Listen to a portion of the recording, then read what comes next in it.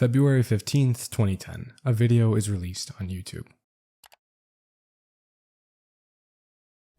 Whenever we finish a project, we do a lot of soul searching, a lot of reference guides. The video is a dev diary on Bungie's upcoming new entry in the coveted Halo franchise. This video I watched on my mom's old iPhone 4 while walking through a Gap as she picked out new clothes for me so I could stun the kids at my school. Because the Tiger at Hardy low tops just weren't enough. Boy, that is clean! Boy, you stud! This same video I watched over and over again until its release later the same year in September, and I had to wait for the little buffer bar at the bottom to load enough to watch a few seconds without interruption. So you know damn well I was in love with whatever Bungie was going to give us next. The video was incredibly exciting, and the game they delivered was exactly what I was expecting. I think I've played Halo Reach more than 50 times over the course of my life. Well, make that like 55 for the recording of this video, and I still can't get enough of it. The story messed me up as a kid with all of its twists and gritty, more realistic aesthetic that we didn't see in Halos before or after. 1 through Infinite have this simplicity to their art styles, and some more than others. But there's just something about the texture from Reach and the uneasiness it gives off from its atmosphere that I would say is unique to it. Not to say that others were bad or something, just to say that it was different. And it was a good different. It was completely different, but it still felt like Halo. After ODST, this is definitely my favorite Halo game, and as I grow older, the more I learn to appreciate them like I do most of these games. Halo Reach is insane, beautiful, and downright depressing, but I'm sure I can speak for all of us when I say that that's why we love it. So let's get into why this game is so damn special, and like June says at the end of the first cutscene, welcome to Reach, and the story of the gone but not forgotten.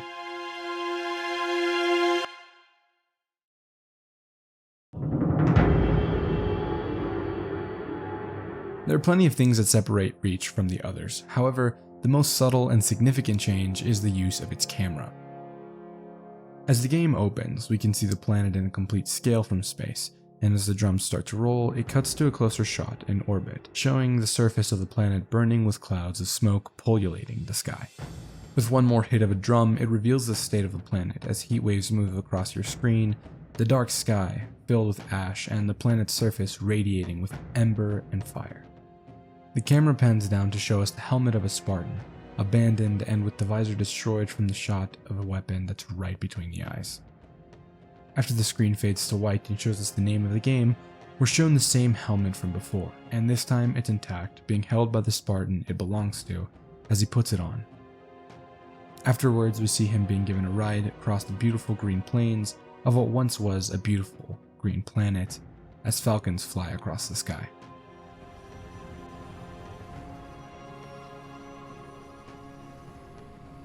It's only been 60 seconds, and without a single word of dialogue, the game has already told us everything we need to know about how it will differentiate itself from the rest of its family.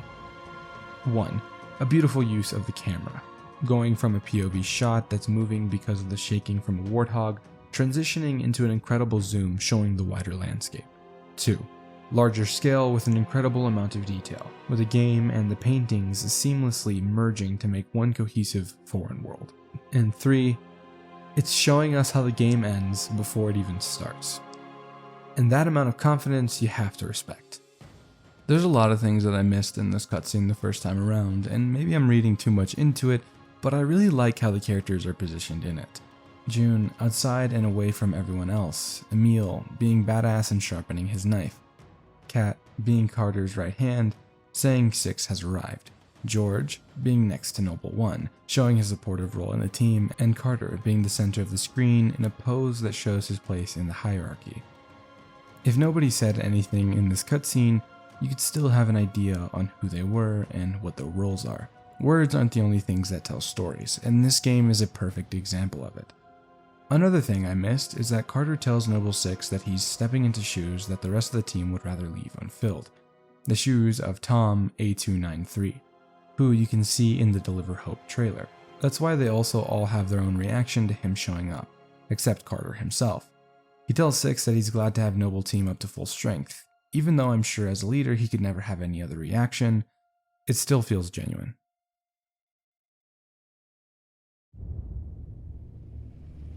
Listen up, Noble team. We're looking at a downed relay outpost 50 clicks from Visegrad. We're gonna introduce ourselves to whoever took it out, and then Kat's gonna get it back online.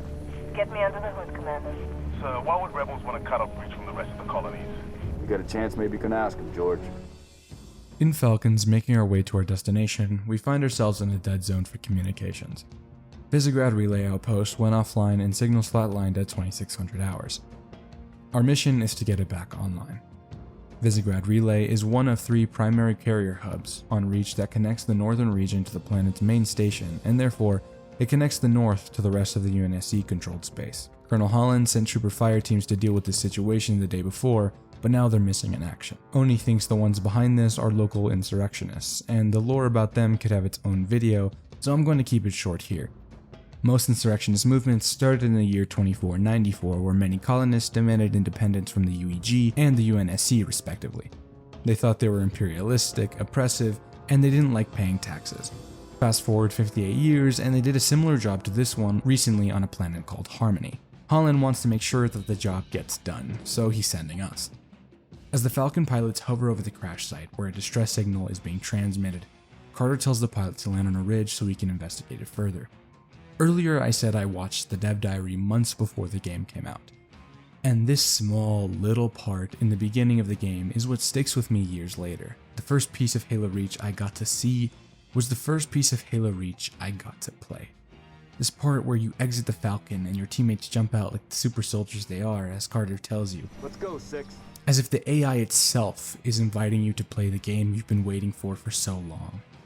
And when you finally do, you're greeted by this beautiful and gigantic foreign world that you can't wait to explore. Something this small reminds me of the feelings of excitement and wonder I had when I first played this game years ago. And it's awesome. Once we're out, we make our way down the hills of the farmland, and we find the beacon under a wooden pallet. The beacon is military. So where are the troopers?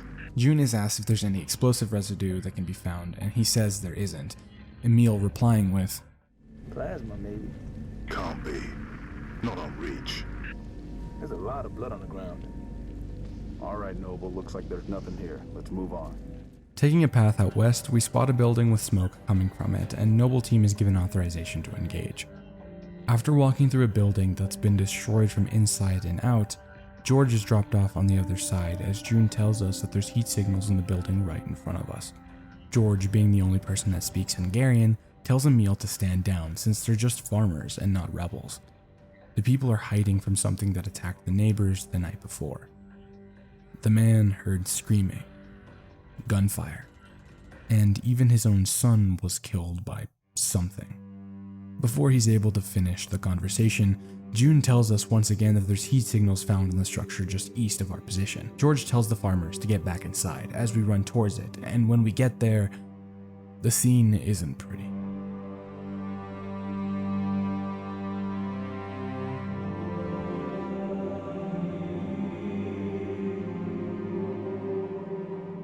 While walking through the hallway to our right, we can hear the footsteps of something on the roof while seeing movement on our radar.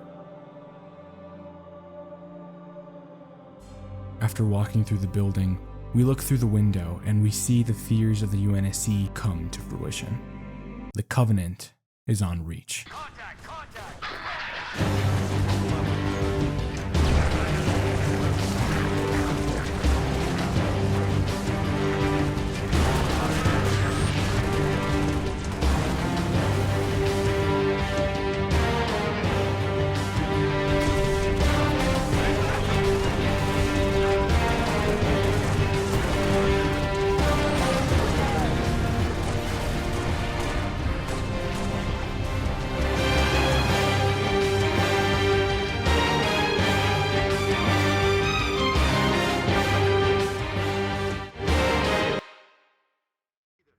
Possible friendly forces under attack south of your position. Over.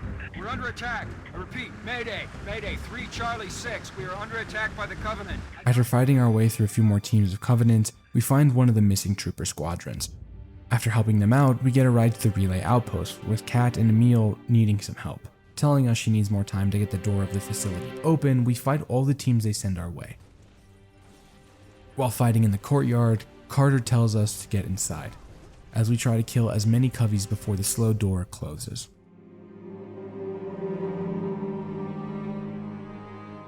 The way this game builds suspense is masterclass, and there are plenty of examples throughout the entire game we'll get to later, but holy crap is this one perfect. Because this girl isn't scared of George. What's the status? Over! Bungie wanted to make the Covenant feel like a formidable foreign adversary, and they delivered. The elites not only split up and one gets away, but he also destroys the console that's important to their communications. Third, these sons of bitches learned a new move. Human shields? What in the... These are no longer the goofy alien enemies. These are bloodthirsty, intelligent, ruthless killing machines that make their enemies scream in fear. Funny. So are we. Keep that up. Noble 5 reporting. Targets neutralized.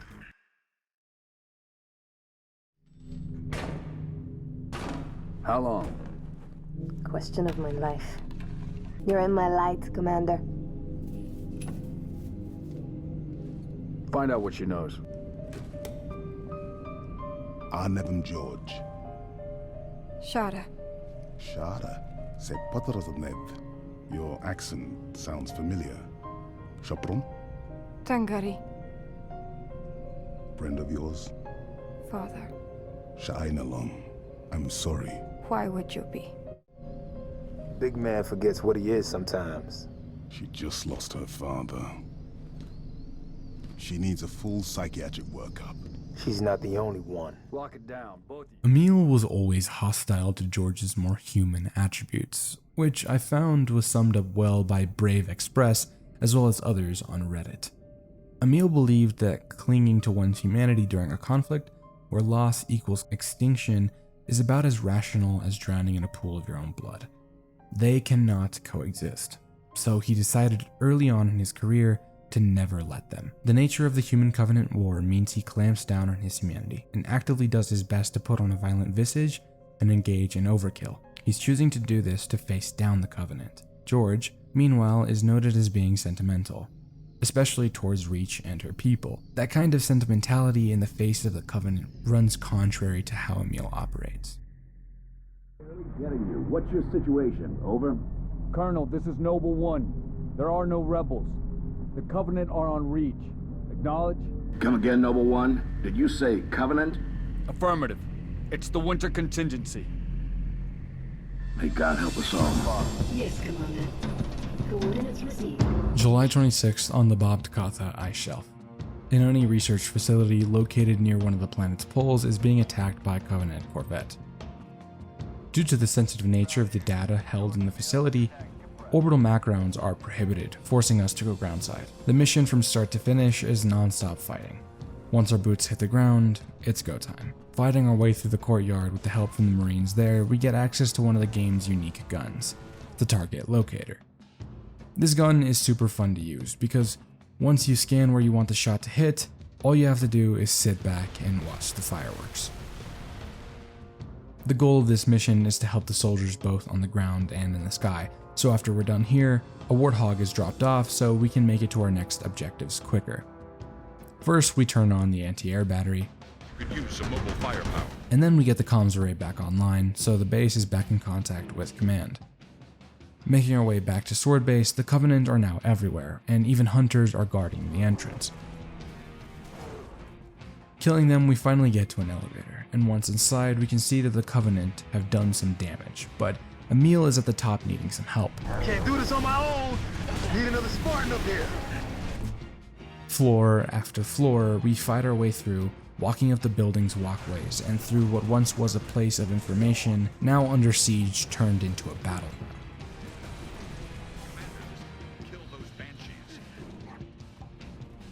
On the fourth floor, we finally make it to Emil, and we see that the entire side of the building is missing.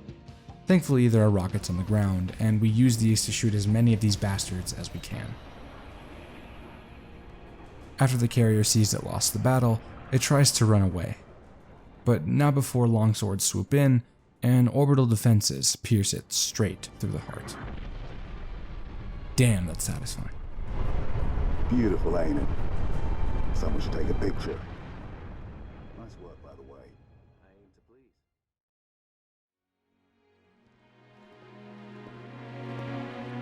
I requested your assistance, Commander, and do not need a report on events that occur on my own doorstep. What I do require is a detailed account of your previous engagement.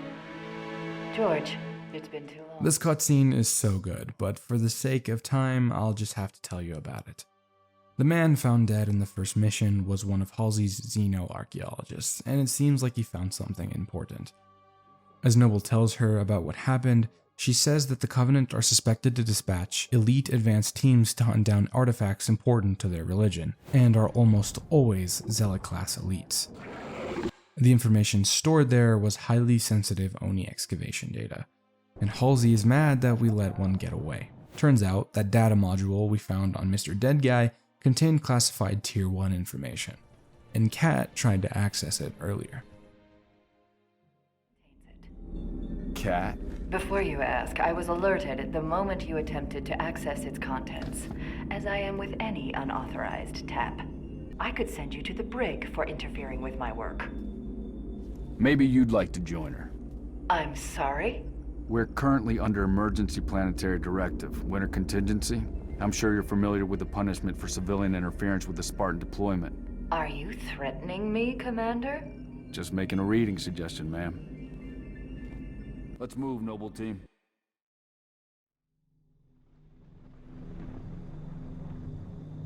Nightfall is truly something else. A slow and meticulous level that starts off as a stealth mission and then lets you play how you want to afterwards. The way the camera moves and seamlessly transitions from frame to frame is incredible.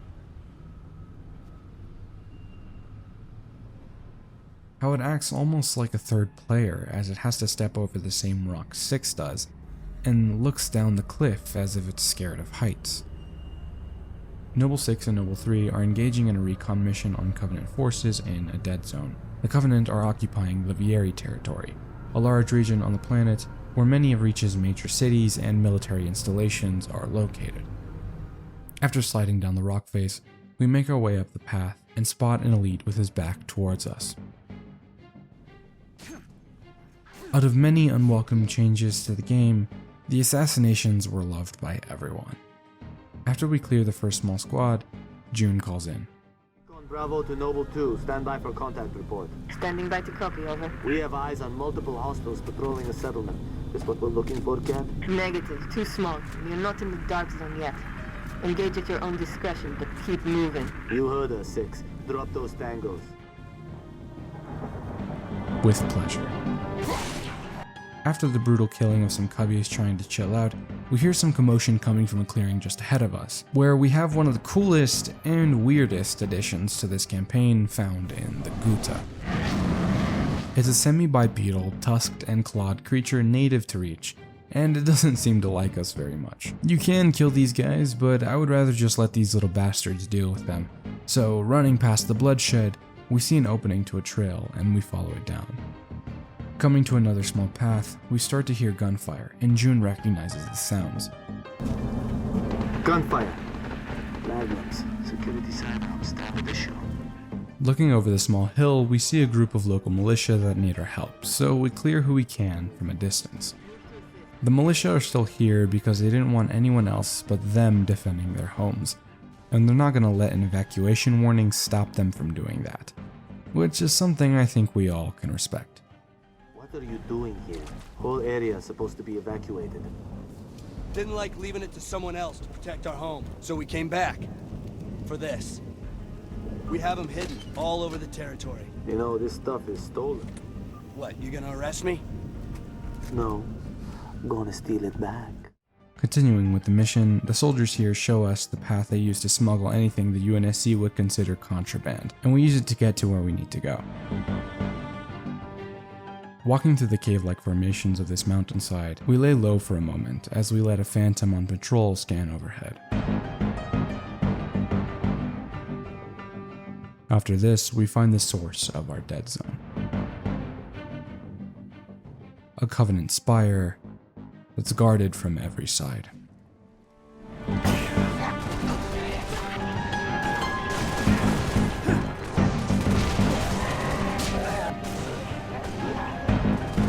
After clearing the enemies from every corner of this facility, and with the help of a forklift, we get to the wall. And we finally see why this place is filled to the brim with cubbies.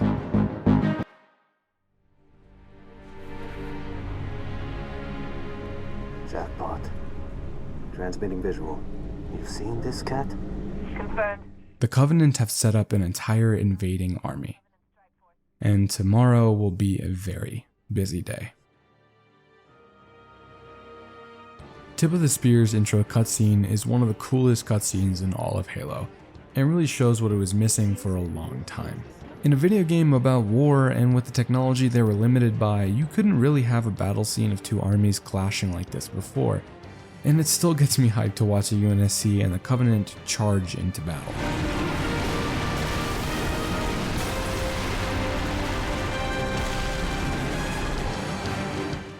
Making the jump over a bridge right after it gets blown up forces Kat to make a crash landing. As we recover from it, Kat yells at us, making sure we're alright. Picking up and using two new guns, the DMR and the grenade launcher, we use them to clear out the enemies on the hill, as there's carnage of a larger scale happening everywhere else. The missions are still similarly linear in reach as in previous titles, but with a crap ton more going on that makes you feel like you're in an actual battle. Halos have always been really impressive of what they've been able to cram in such a small amount of space, and this just shows us more of what we Halo fans love. With Covenant AA guns forcing our ships to stay away, we destroy them. Now, these things are huge and extremely dangerous, so they must be super hard to... Anyways, after destroying the first gun, we see our teammates finally able to join the fight as the UNSC Grafton flies through, sending tremors through the canyons as we make our way to our next objective. But right in between is a mining facility, taken over by Covenant, being used as a command outpost, with our fellow Marines needing some help. Making our way up to the facility, we fight teams of grunts, jackals, skirmishers, and elites, with what seems like a Zealot class elite being their leader at the end of the section. After killing him and his friends, we steal his ride and make our way to a second AA gun to commit some more war crimes on some unsuspecting extraterrestrials. When we make it to the gun, we find a lot more enemies than before, including some hunters. But after we take it out, our teammates are able to show up and help us slaughter every last one of them.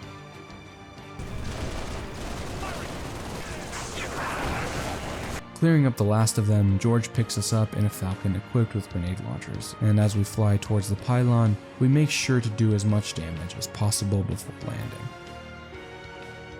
The shield around the pylon creates an EMP effect, and as a result the Falcon crash lands and kills the crew with us.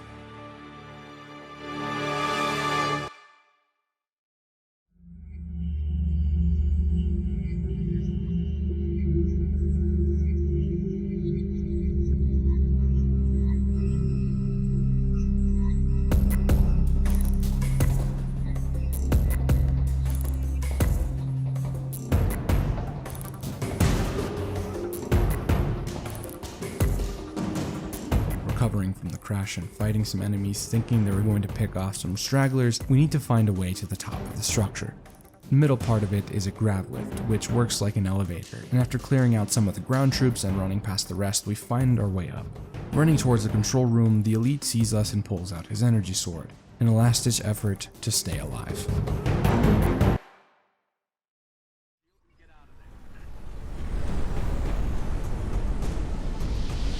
After turning off the shield to the spire, Six runs off the edge and George catches him. Noble One tells the UNSC Grafton the shield is down, and they hit it with a Mac round to send a message.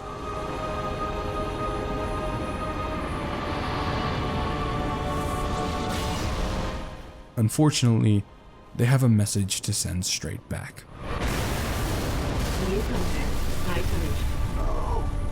No, somebody tell me this ain't happening. UNSC Frigate Grafton, do you copy? Grafton is dust. We need to get out of here now. The power of the Covenant is unmatched, and as soon as you think you have a victory, it turns out that everything you did was pointless in the end. A ship, 28.9 thousand kilometers long and longer than humanity's biggest ship at 5.6 thousand kilometers, seems indestructible. However, Kat comes up with a plan based off of a mistake that happened a few years ago to a frigate where 700 died. This mission's first sequence is one of my favorite ever, and playing through it you could see why. Landing on the beach just outside the Saber launch program, fighting the elites landing with pods and the teams of Cubbies while ships speed past us is super cool and is something you never get tired of.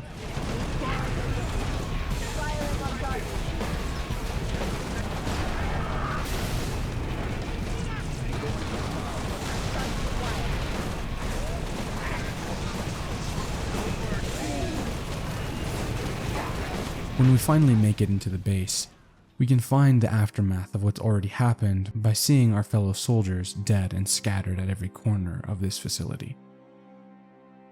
Walking into what looks like the control room, the blast shield on the glass window is lifted, revealing our Saber.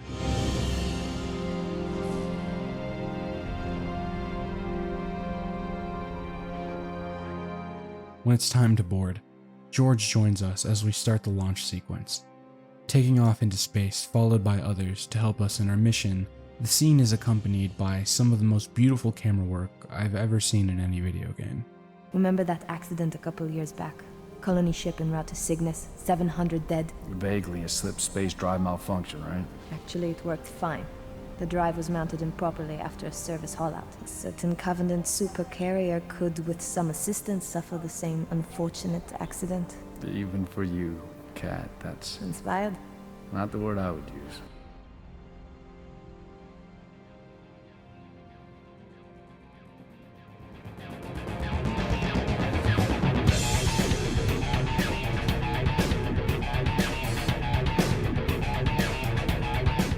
Not long after making it to Anchor 9, we're met with multiple attacks from Banshees, Seraphs, and Phantoms attempting to stop us. Wave after wave after wave, we finally deal with the aggressors after an epic battle with the cosmos and the planet we're trying to defend around us.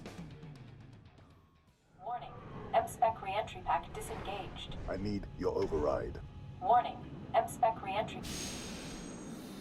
Cockpit depressurization complete. Canopy release lever armed.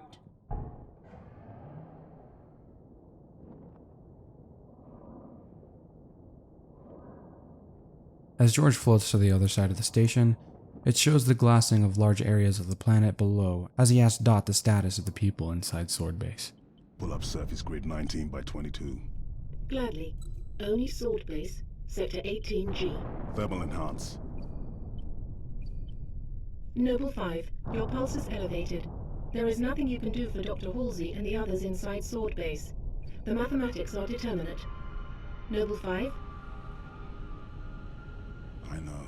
As George makes it to the other side to help prepare and escort the bomb, Colonel Holland gives us a call. He says that a Corvette-class ship has been located on a predicted docking track, and we'll use this ship as our method of delivery. With the bomb set, the Sabres, Savannah, and George make their way to finish the mission.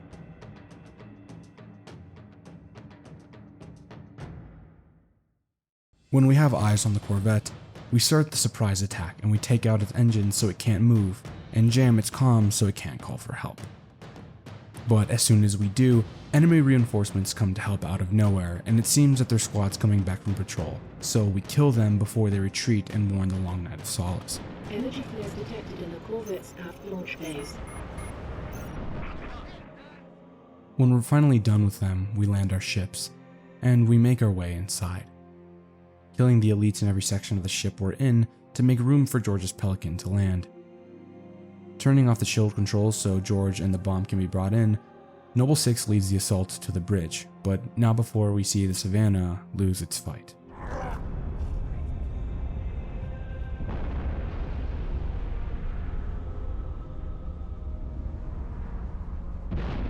Savannah actual. Can you hear me? Frigate's gone, 6. Nothing we could do. Noble, you're in deep with no cover. Get that Corvette moving and get the hell out of there! It's like the bridge, but let's clear it out. Just down the winding hull, we make it to the bridge, where the shipmaster and its elites are steering. Eliminating the command crew and assassinating the general, we initiate the Corvette's refueling run. It won't take long before the Corvette makes it to the Long Night of Solace, so we'd better hurry back. Returning to the loading bay, we see George is being attacked by the last few squads the ship has to offer, and after killing the final Ultra, George gives us some good news and bad news. Well, I got good news and bad news. This bird took some fire and our thruster gimbal is toast, which means the only way off this slag heap is gravity. And the good news? That was the good news. Bad news is, time is fried. I'm gonna have to fire it manually. That's a one-way trip. We all make it sooner or later. Better get going, Six. They're gonna need you down there. Listen, Reach has been good to me. Time has come to return the favor. Don't deny me this.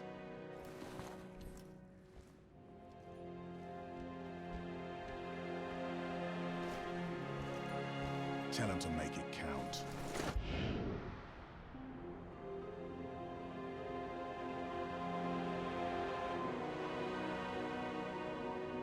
As we're falling through space, we see the sheer mass of the long night of Solace one last time before the entire middle section gets sent to oblivion. Caught in the moment, it looks good for us, but as we saw in the previous mission, victory isn't gained without sacrifice, and as we also saw, victory isn't actually victory. Slip space rupture detected. Gamma station control, reading multiple pings below the orbital defense. Slip space rupture detected. Yeah, we're picking up anomalies too. Are you reading Slip it? space rupture Multiple detected. covenant signatures. Slip space rupture detected. They're everywhere. Slip space rupture detected. The whole damn covenant Slip fleet. space rupture detected.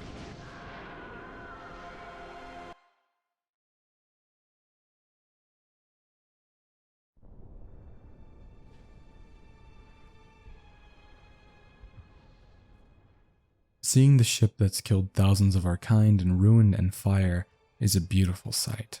But this is a bittersweet moment. George was an amazing soldier and soul who died doing what he thought was right and saved who knows how many lives. And thanks to him, we get to fight another day. We can't waste any time, and we'll mourn and remember George by killing as many of these freaks as possible.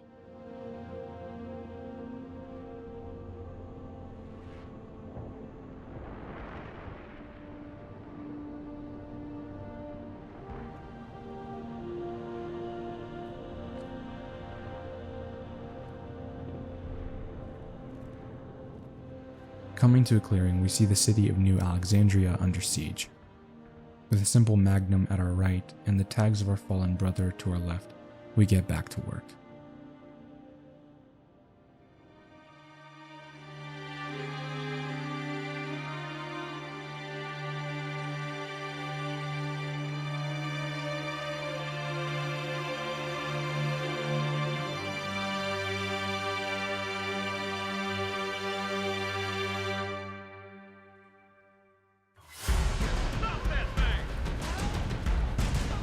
The brutes are back, and they're limited with their armor and weapons, but these will have to do for now. Since Halo 2's design, I didn't think the brutes could get any uglier, but I was wrong. Taking a spiker off his body, we use it to defend the civilians trying to escape as we head towards Traxxas Tower. Taking an elevator down to a sublevel of one of the buildings, we meet up with a group of jetpack ODSTs known as the Bullfrogs. Go ahead, try it on, Spartan. Picking up our own pack, we use them to traverse platforms thousands of feet in the air, as we go through a few more groups of enemies before finally making it to Traxxas Tower. Unfortunately, when we get there, the landing pad on it is no longer usable because of the amount of enemies there are, so we'll have to take it back and secure a landing zone for civilians to escape.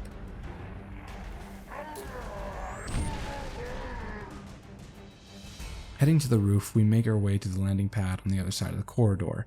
We take out the last of the brutes, 2 chieftains, and 2 shade turrets to clear the area.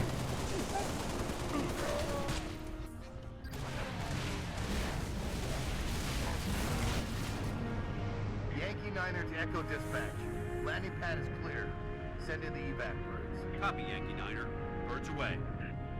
Pleasure jumping with you, Spartan. We'll hold this location. You get on that Falcon. Make sure those transports make it out in one piece. This is your ride, Spartan. After we say our goodbyes to the Bullfrogs, we hop on a Falcon and head to our next objective. The ride of this Falcon is one that gets me every time, and it really shows you the reality of the average soldier and civilian in the Halo universe. The brutes and their teams chasing innocent lives with gravity hammers, killing indiscriminately, trying to help out as much as we can before we lose sight of them, never knowing what became of these people, but having an idea. And while all this is happening, you're hearing the comms between pilots of escape craft and military in their desperate attempt to live. Oh my god. Mayday! Mayday! 6 Echo 2, can you maintain altitude? Negative! We're going down! Son of a bitch. I can't watch this. Fox Actual, should we send search and rescue birds? Negative, dispatch. No point. Fortunately, those weren't the only civilians we can save. And when we land, Sergeant Major Duval relays the objective. Cover's all over my missile batteries, and I got 5,000 civilians across the bay waiting for passage out. I need you to arm those batteries, then fire those missiles from the central terminal. Understood? Corvette's been a pain in my ass for too damn long. Give it hell, Spartan. Two birds! We need to push them back off our beach!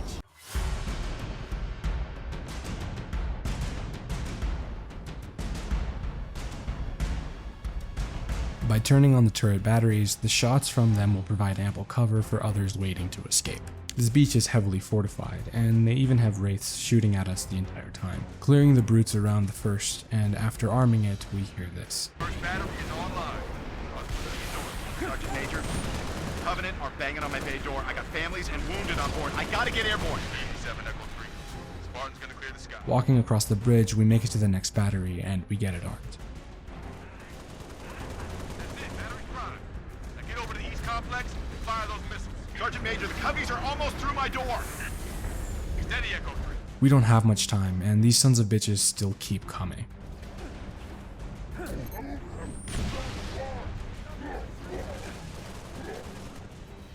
it. They've reached the landing bay. Copy that. It's now or never, Spartan. After we kill them, we finally make it to the button and save the day once again, just in the nick of time.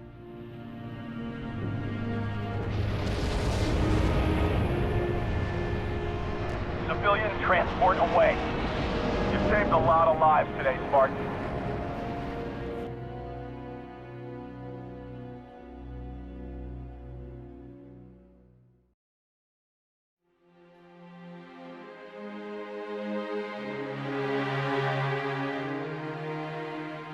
Watching the city and the planet that was once vibrant and lively burn right in front of your eyes is terrible. Covenant have this city sealed tight. We're getting nothing from George. He didn't make it. Understood. Tell him to make it count. We're trying, George. We're definitely trying. We might be losing, but there's still some work to be done. New Alexandria, gameplay-wise, is hit or miss for me, but there's still a lot to explore, and the mission is unique with really cool set pieces. This mission really cements the fall of Reach in the player's eyes, and shows a closer look at the glassing of a planet, with the mission after this following suit.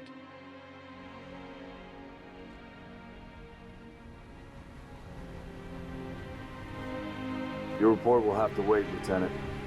The Covenant are jamming all comms to command. Cat needs your help running a counter-op. It's good to have you back. Sorry I came alone. Make him proud.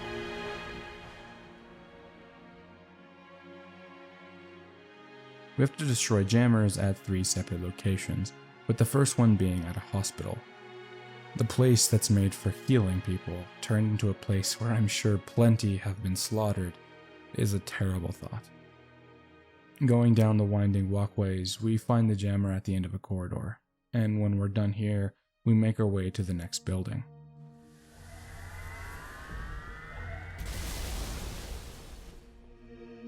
The Synoviet is the building of a technology and transportation company that's beautiful in its architecture.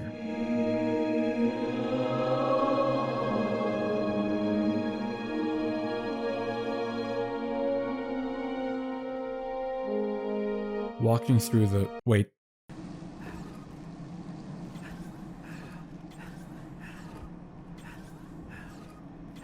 Sick. Still got it.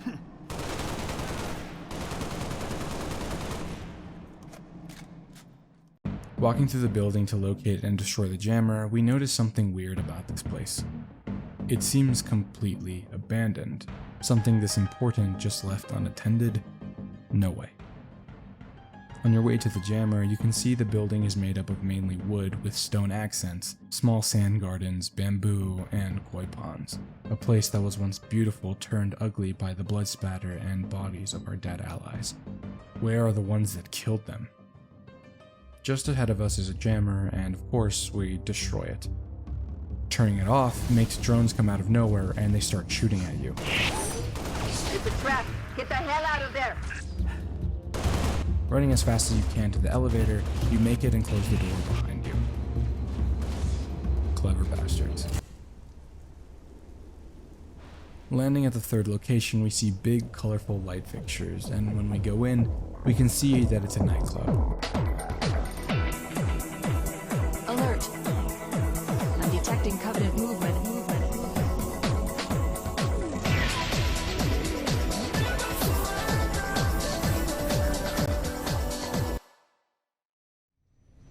The amazing thing about this level is not necessarily the gameplay, but rather it's a closer look at the buildings and places the average citizen on Reach would have visited. Looking at the messes everywhere, showing you that the people left here in a hurry and took nothing with them, trying to escape the planet. Some of which I'm sure we couldn't help yesterday. After finishing with the jammers, we fly back to HQ, but before we do, it gets swarmed by Covenant Banshees trying to stop any and all evacuations. Once the skies are cleared, Kat opens a landing pad, and the next cutscene plays. Assigned to civilian evac ops? Those are senior level communique. I hear what I hear. Point is, why put Spartans on defensive deployments? I need that link to SATCOM, Kat. Chasing it. But this console's got more shrapnel in it than transceivers. You didn't answer my question. You want to know if we're losing? I know we're losing. I want to know if we've lost. Even though the channels of communication are unsecure, Colonel Holland authorizes emergency protocols. Keep it brief. Carter here. Yes, sir. We got movement. Multiple Covenant vehicles vacating the area. And they're in a hurry. How often you see Covenant retreat for no reason? Radiation flare. Big. 40 million root guns. Just lost Holland. What's going on? Atomic excitement scrambled the signal. 90 million now. Source? Airborne. Close. How close? That close! After Colonel Holland calls them, a rousing takes place extremely close, destroying the glass of the building and sending debris everywhere as Noble Team is brought to their knees from the blast. Kat, with the help of Noble 6, gets up after everyone, and when she gets into the elevator, she's so distraught she misses pressing the button and looks for comfort in 6 by asking him a question. First glassing? Me too. Don't worry, I'm on it. Our best option is a fallout bunker on sub-level 2, 96 meters northeast. As the doors open and they run towards the bunker, another door is closed. According to Holland, the Covenant are still hunting for something. Where does he get off calling a demolition a priority 1?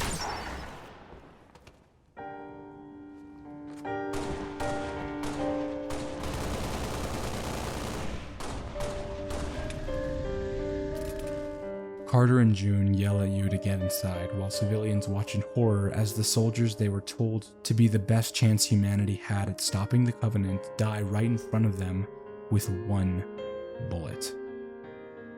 Turns out that the radiation from the glassing took down their shields, and her missing the button gave the elite just enough time to find a shot on the straggler.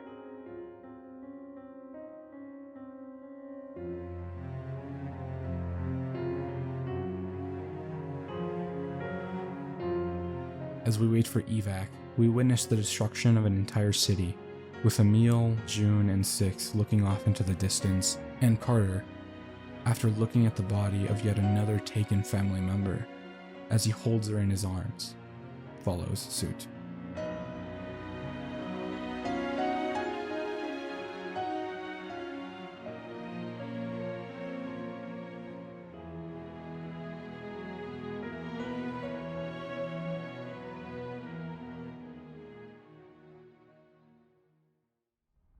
Noble 1, this is Noble Actual. Noble 1, go ahead. need that base taken out, son. What's your status? Back at Sword Base for a torch and burn off. The effects of the glassing can be seen on full display. The ash in the air, everything burnt to a crisp, and the sea levels rising due to the ice caps melting. The rest of Noble need to land for the operation, so Noble 6 and a team of ODSTs are sent to eliminate the Coveys on the perimeter of the base.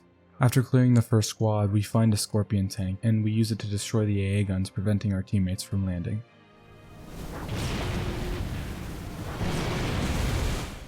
We've seen glassings happen in Halo many times, but to see it this close is heart-wrenching and depressing.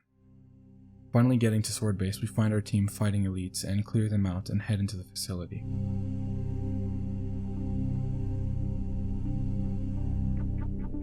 Needing a way in, we take the maintenance entrance, and after clearing the enemies in the base, we finally make it to our coordinates. But something doesn't seem right. We need to blow up the facility to not let the valuable data stored here fall into enemy hands, but if there was going to be a place to blow it up, it wouldn't be here. No load-bearing columns either. Sir, if we're supposed to blow this place, this ain't the spot to do it from. Dot, check your vector. Vector confirmed, Commander. We are precisely where Oni has directed. Apologies. Coordinates revised. Please confirm? Revised? By an AI of unknown origin, whose clearance is well above my own. Well, it's pointing us a click and a half east and 2,000 feet underground. I didn't bring my shovel, Commander. Sir, I say we go AI free on this one. Obviously, these coordinates are junk, and the longer we go chasing them. After the coordinates are revised, we head down a hallway and into a tramway. Immediately as the doors close, Halsey shows herself on a screen and explains why this amount of secrecy is needed. Apologies for the unusual security measures, Commander, but the stakes demand it. Dr. Halsey, casualty reports have you listed as... Yes, well, as they say, news of my death has been greatly exaggerated. If you remember earlier, George and the others thought Halsey died, but it turns out she's figuring out what the data module was holding. When the boxcar descends, it lowers into a vast cavern in the ice with ancient alien technology left by the Forerunners. This level was always such a cool one, and to see Forerunner technology so close is a sight to behold. Whatever we're doing down here, we better do it quick.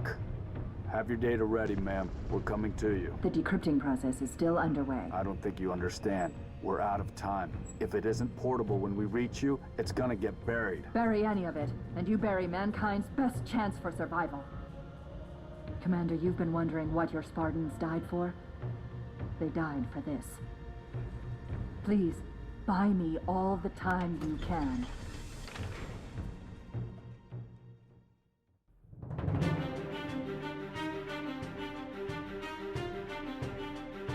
We can't just sit and take in its beauty, because the Covenant already know what's going on, and they'll be here shortly.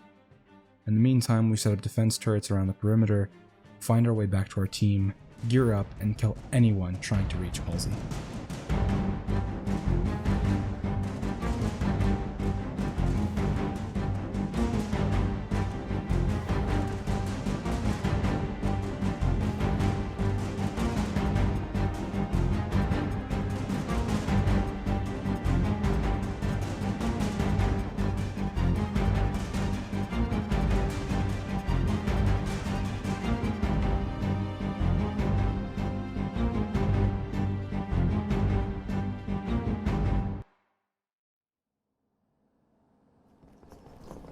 As the doors open, we run down the hallway to where Halsey is located, and we see a large Forerunner artifact.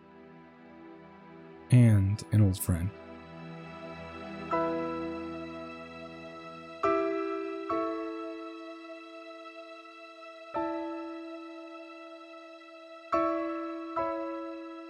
Whatever this AI is, could change the tide of the war, and Halsey is sending us to the Pillar of Autumn, where we'll get her off planet. After she chooses us to be her guardian, we leave the facility to a hangar bay, where Pelicans are waiting for us. June is told to stay with Professor Halsey as a security escort, and this will be the last time we see him alive. Flying in different directions, away from the ice caps, we can see in the distance a large crevasse of ice as it implodes, leaving everything that was buried for tens of thousands of years, buried and forgotten once again.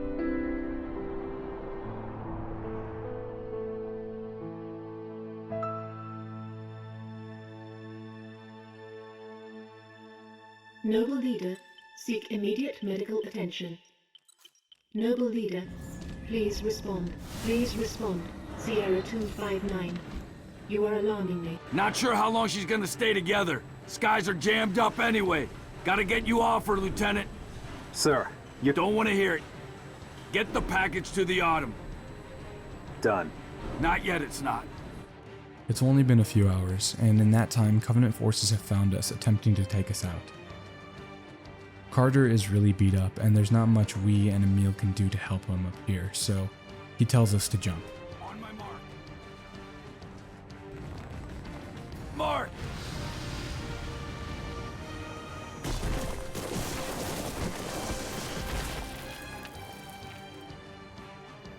Seeing his Pelican overhead flaming from the damage it's taken, we get up from our hard fall and start to move. After we get on a mongoose, banshees, scarabs, and drop pods of enemy troops start attacking us. We can't risk letting the package fall into enemy hands, so we drive right past them before they get a chance to stop us. As we make a jump over a destroyed bridge, we start fighting the enemies here and in the canyon immediately following.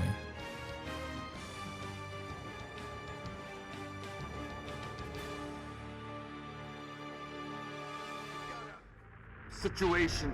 Mother. We can get past this, sir. No, you can't. Not without help. Commander, you don't have the firepower. I've got the map. Solid copy. Hit them on, boys. You're on your own, Noble. Carter out.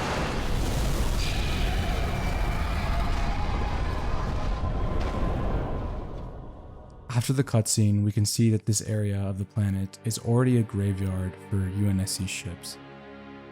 It's just sad to see that Carter and his Pelican join them. After the next clearing, we see Marines fighting elites on the build side of a frigate, when we hear a familiar voice. This is Captain Keyes of the Pillar of Autumn. We are tracking you, Noble, and we've begun our launch sequence. Proceed to dry dock, platform D. I'll be on it myself to receive the package. After clearing enemies on both sides, we fight our way through the rest of the shipyard until we get to the Pillar of Autumn. We're almost there. Everyone who's gone, this is what they died for. And now we need to kill just a few more waves so that Commander Keyes can land and retrieve Cortana. It won't be easy, but it won't be anything we haven't been through before.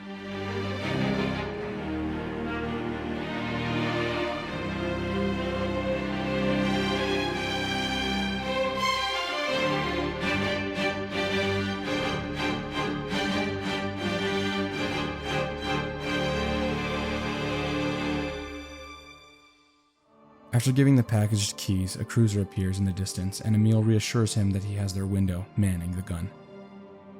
Before we know it, a phantom appears, destroys the other Pelican, and the plan changes.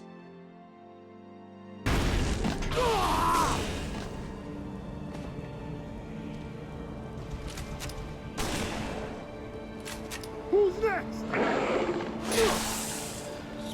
I'm ready! How about you? As the Pelican comes back, the Marines tell us to get on, but we can't. The cruiser is still in the air, the rest of our team is gone, and we still have a job to do. Killing every single one still standing, we make it to the gun as phantoms try to stop us. Waiting for the carrier to start its glassing beam, we shoot it in the gut, allowing the Pillar of Autumn to escape as we watch our last opportunity to leave this planet blast away with a bittersweet moment, knowing that we will die on this planet. Our teammates died for something, and this fight is someone else's now.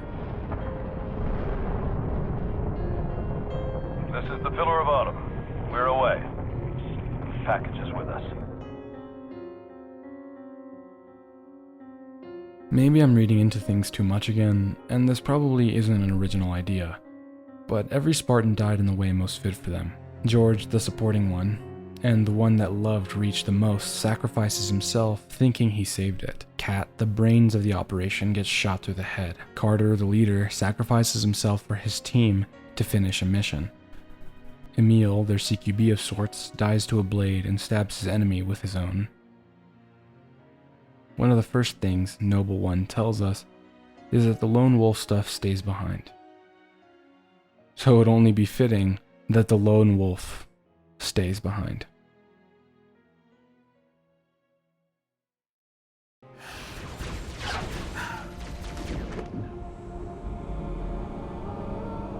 Fighting our last fight in the graveyard of many dead Spartans, the Covenant keep coming until you finally succumb to their unrelenting power and numbers. Showing you the aftermath of our immediate failure and eventual victory, Cortana says the final words of the game, leaving us with a good farewell from Bungie and the story they gave us that started in 2001 and would end nearly a decade later. It didn't take long for Reach to fall. Our enemy was ruthless, efficient, but they weren't nearly fast enough. For you had already passed the torch, and because of you, we found Halo, unlocked its secrets, shattered our enemy's resolve. Our victory, your victory, was so close. I wish you could have lived to see it. But you belong to Reach. Your body, your armor, all burned and turned to glass. Everything. Except your courage. That you gave to us. And with it, we can rebuild. They ended off a precious series from the beginning. I love this game.